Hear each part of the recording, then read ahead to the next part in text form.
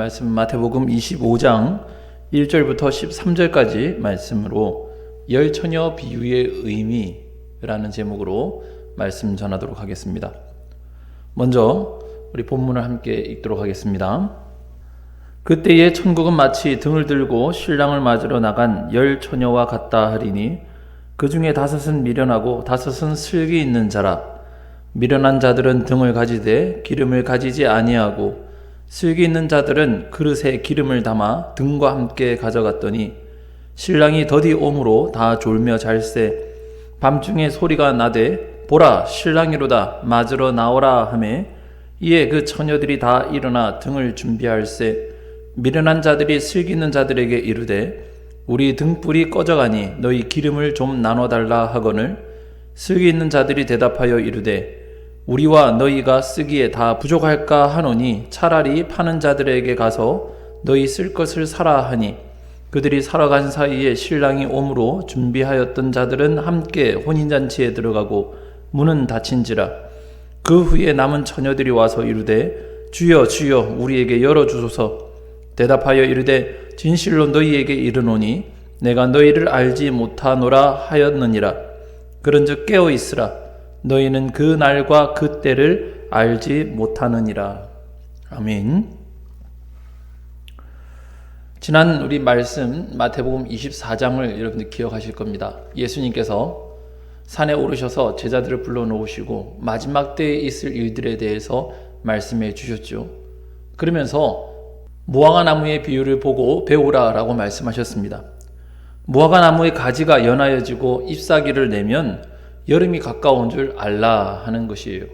징조를 보면 그 징조에 따르는 계절이나 시기를 예상하거나 추측할 수가 있는데 그 지혜를 가지라 하는 말씀이었죠. 연이어서 오늘 25장에 세 가지 비유를 말씀해 주십니다. 그 중에서 첫 번째 비유인 오늘 열 처녀의 비유에 대해서 함께 생각해 보도록 하겠습니다. 첫 번째 우리가 살펴볼 것은 뭐냐면 열 처녀가 모두 다 졸고 있었다는 거예요. 4절과 5절 말씀 제가 읽겠습니다.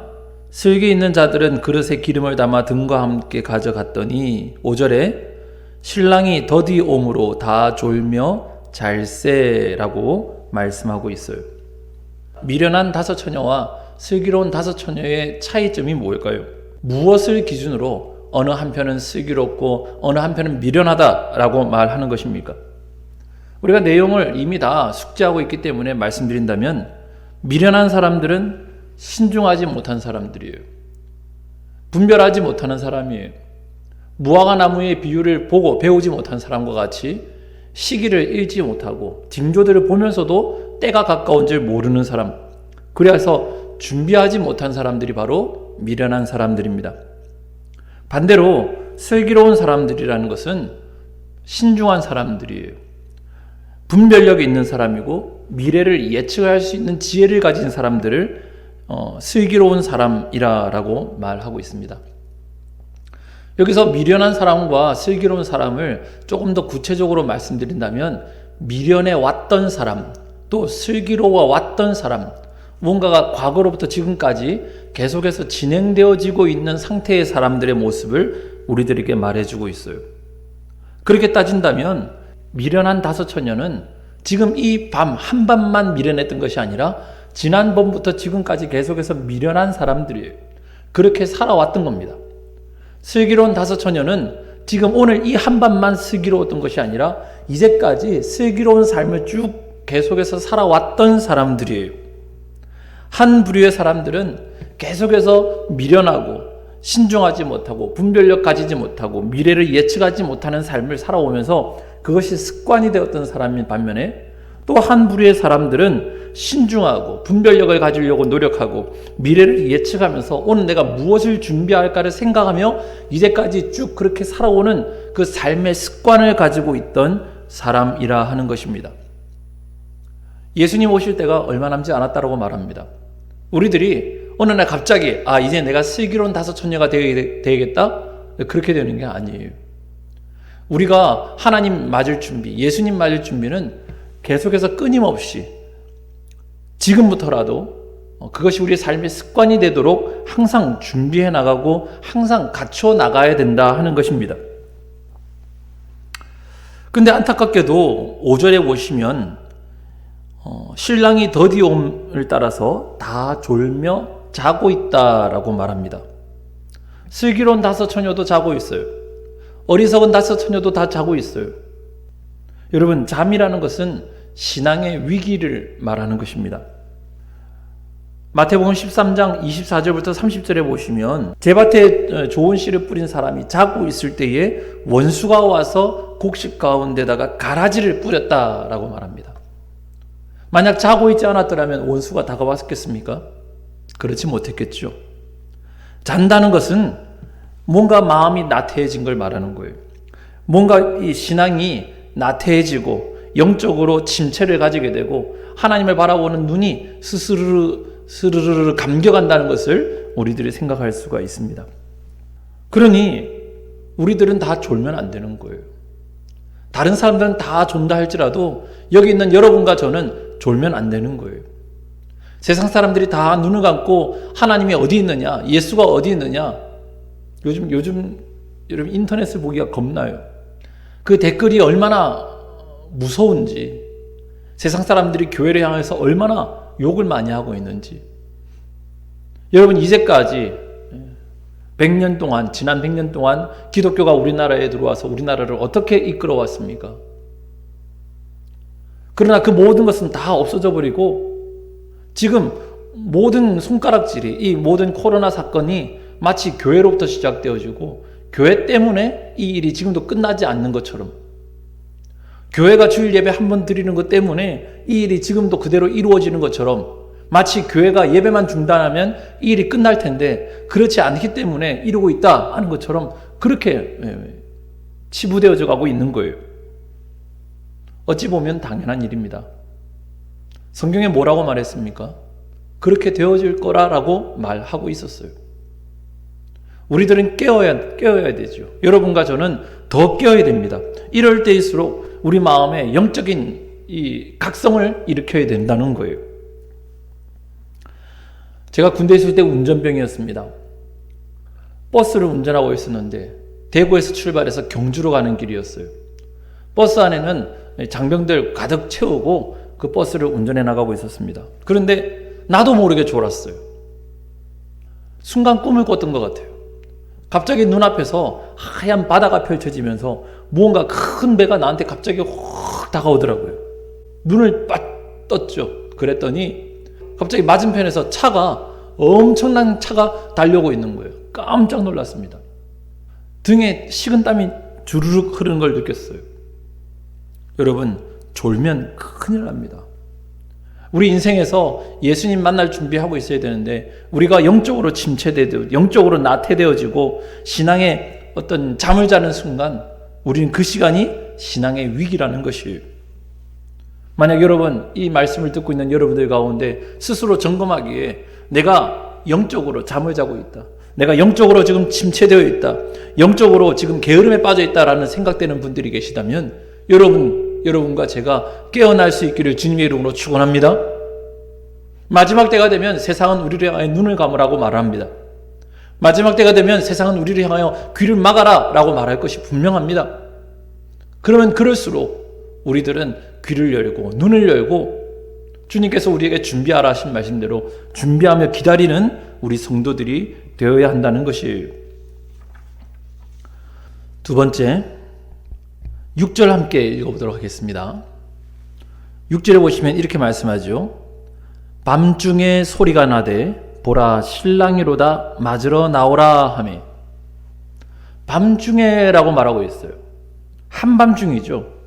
그것은 이 10명의 처녀들이 신랑을 기다린 지 어느 정도 시간이 지났다는 것을 우리들이 알게 됩니다. 아침부터 기다렸든지 아니면 점심때부터 기다렸든지 모르겠지만 지금 시간은 한밤중이에요. 새벽 1시, 새벽 2, 3시 한밤중에 되었다는 것이죠. 그 정도의 어느 정도 시간이 지날 때에 또 한밤중이라는 뜻은 무엇이겠습니까? 한밤의 이미지는 캄캄한 밤이에요. 어둠이죠. 영적인 어두움이 짙어지고 있는 그때라고 우리가 이해할 수도 있습니다. 여러분, 주님은 영적인 어두움이 가장 깊어질 때 그때 다시 오실 거예요.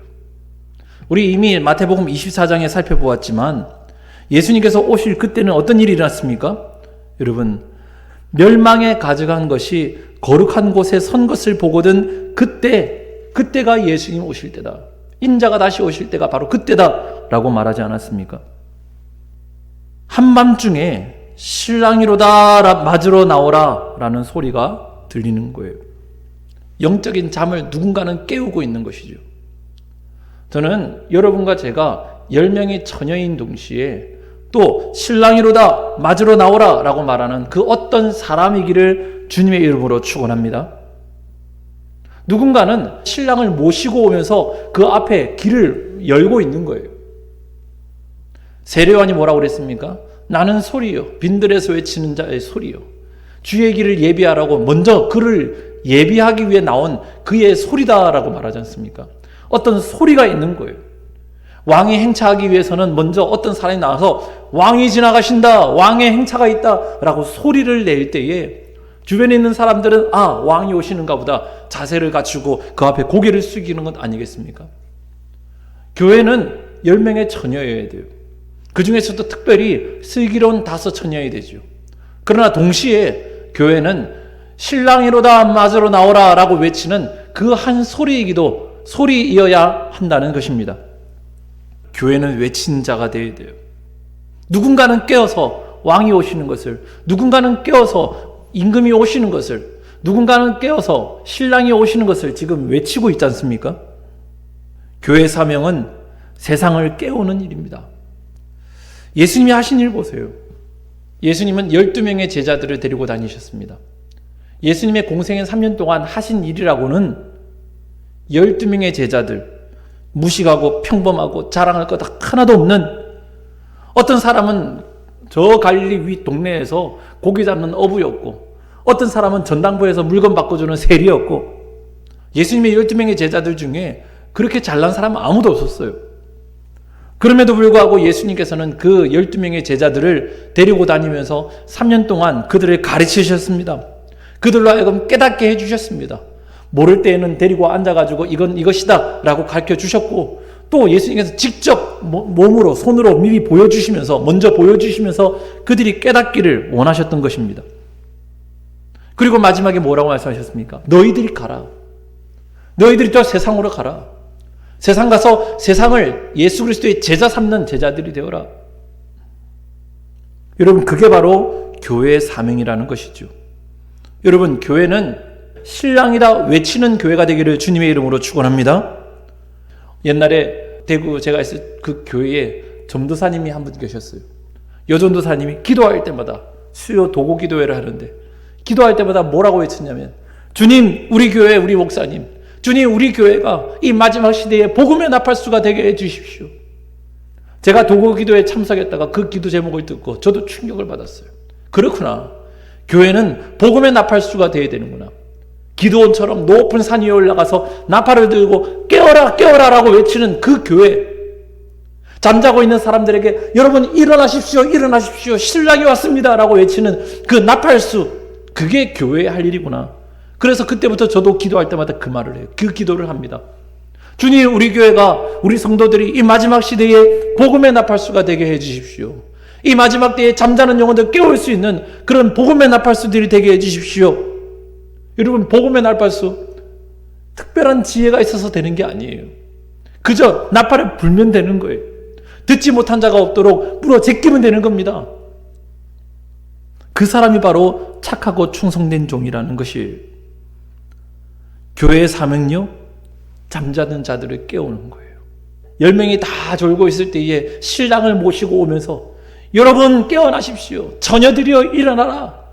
자매들이여 일어나라. 신랑이로다 맞으러 나오라 라고 외치는 그 소리가 있었다는 것을 여러분들 기억하시고, 우리 교회가, 여러분과 제가 그와 같은 외치는 자의 소리가 되기를 주님의 이름으로 축원합니다. 세 번째는 깨어 준비하는 성도가 되어야 된다는 거예요. 10절 제가 읽겠습니다. 그들이 사러 간 사이에 신랑이 오므로 준비하였던 자들은 함께 혼인잔치에 들어가고 문은 닫힌지라. 신랑이로다 맞으러 나오라 하는 소리에 10명이 다 깨어났어요. 그런데 보니까 슬기로운 5 처녀들은 등과 함께 기름도 갖고 있는 반면에 미련한 5 처녀는 등은 들고 있지만 기름이 다 떨어져 가는 거예요. 그러면서 하는 말이 뭐냐면 이르되 우리 등불이 꺼져가니 너희 기름을 좀 나눠달라. 슬기 있는 자들이 뭐라고 말합니까? 우리와 너희가 쓰기에 다 부족할까 하노니 차라리 파는 자들에게 가서 너희 쓸 것을 사와라. 부랴부랴 뛰어갔죠. 가서 기름을 구하러 다닙니다. 그런데 그 한밤중에 무슨 기름을 구합니까? 애써 찾아가지고 돌아와 보니 슬기로운 5 처녀는 신랑과 함께 이미 혼인집에 들어갔어요. 그리고 문은 굳게 닫혀있고 그 앞에서 문을 열어달라고 두드리지만 그 안에서 들리는 소리는 무엇입니까? 12절 대답하여 이르되 진실로 너희에게 이르노니 내가 너희를 알지 못하노라. 여러분, 이 5 처녀도요, 이 미련한 5 처녀도 신랑을 기다리며 준비했던 5 처녀예요. 신랑을 맞겠다고 아침부터 머리 만지고 새 옷 입고 등불 준비하고 그렇게 준비하던 그런 5 처녀예요. 한밤중 되기까지 비록 졸긴 졸았지만 그래도 기다리고 있던 처녀들이에요. 그 처녀들의 삶의 목적은 신랑을 맞는 것이었습니다. 그런데 마지막에 어떻게 됩니까? 나는 너희를 모른다. 신랑은 왔는데 혼인 잔치는 시작되었는데 그 앞에서 문을 두드리니 뭐라고 말한다고요? 나는 너희를 도무지 알지 못한다. 여러분, 오늘 말씀이 우리에게 주는 메시지가 뭡니까? 깨어 준비하라는 것이에요. 우리에게 분명한 철저한 재림신앙을 갖고 있으라는 것입니다. 많은 사람들이 하나님의 섭리 가운데서 이 땅에 태어났어요. 그리고 삶을 살아갑니다. 옆에서 외칩니다. 여러분 예수 믿으셔야 됩니다. 여러분 예수 그리스도를 기다리셔야 됩니다. 주님 다시 곧 오실 텐데 그때 주님 맞을 준비하며 사셔야 됩니다. 사람들 뭐라고 손가락질합니까? 교회 사람들 미쳤다. 저 신앙인들만 없으면 좋겠는데. 여러분, 세상은 우리를 욕하지만 여러분과 저는 오직 한 가지 분명한 것을 갖고 있어야 돼요. 그건 뭐냐면 예수님 다시 오신다는 것입니다. 철저한 재림신앙을 갖고 있어야 된다는 것입니다. 주기철 목사님 여러분 아실 겁니다. 주기철 목사님 하면 저는 기억 남는 문구가 하나 있는데, 저 이천에 가면은 순교자 기념관이 있어요. 기독교 순교자 기념관.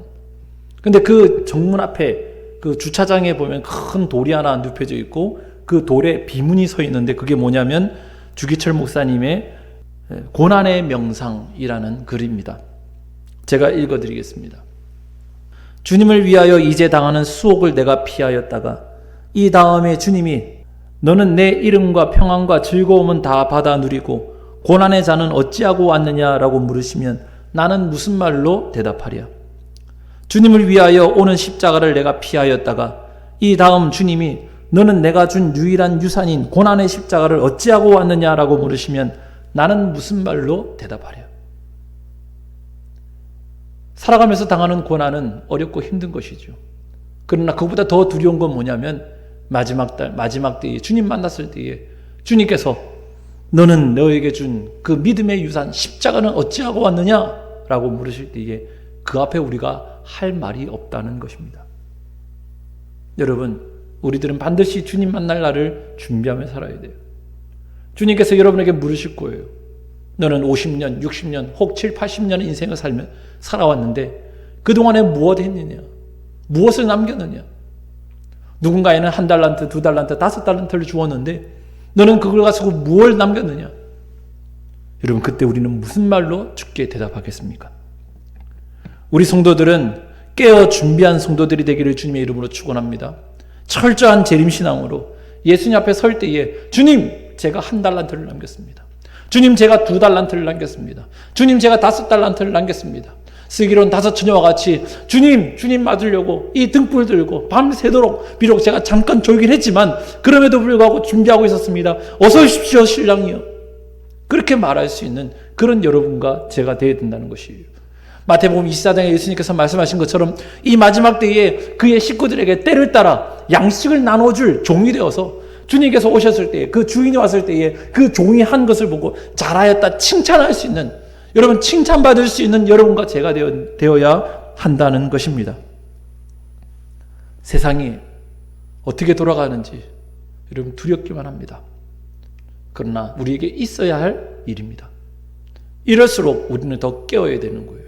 더 신앙으로 철저히 무장하고 믿음으로 말씀으로 살아가는 여러분과 제가 되어야 됩니다. 기도로 하나님 이 세상을 이길 수 있도록 힘 주옵소서 하며 주님께 나아가는 그런 우리 성도들이 되어야 돼요.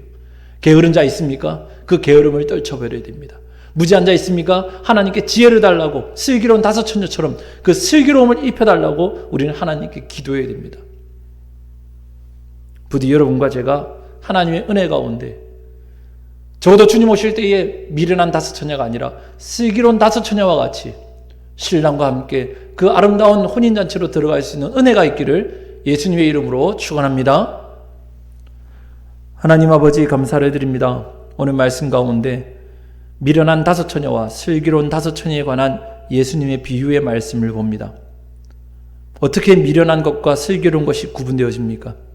하나님 준비하는 것, 시대를 읽고 그 시대를 준비하며 하나님 깨워서 등불을 준비한 기름을 준비하는 것, 그것으로 말미암아 미련한 것과 미련하지 못 슬기로운 것이 구분되어지지 않습니까? 아버지, 우리 성도들은 하나님 능력 더하여 주셔서 이 시대를 읽을 수 있도록 허락하여 주시고, 아버지 시대가 더 깜깜한 흑암 가운데로 들어가면 갈수록 우리 성도들은 더 하나님 주님 바라보고 준비하며 기다릴 수 있는 우리 성도들 되게 하여 주옵소서. 영적 침체에 있는 성도도 있습니까? 영적 어둠 가운데 있는 성도 있습니까? 깨어나게 하여 주시옵시고, 아버지 교회가 신랑이다 맞으러 나오라 라고 외치는 하나님 그 소리가 되어서 나팔수가 되어서 많은 성도들을 깨어낼 수 있는 그런 교회가 되게 하여 주시옵소서.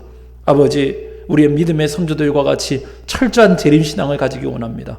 주님 곧 다시 오실 것인데 하나님 주님만 다스릴 때에 주님께서 원하시는 그곳에서 주님께서 기뻐하시는 그 아름다운 열매들 가슴에 품고 주님 맞이할 수 있는 우리 모든 성도들에게 역사하여 주시옵소서. 감사를 드렸고 우리 주 예수님의 이름으로 기도드리옵나이다. 아멘.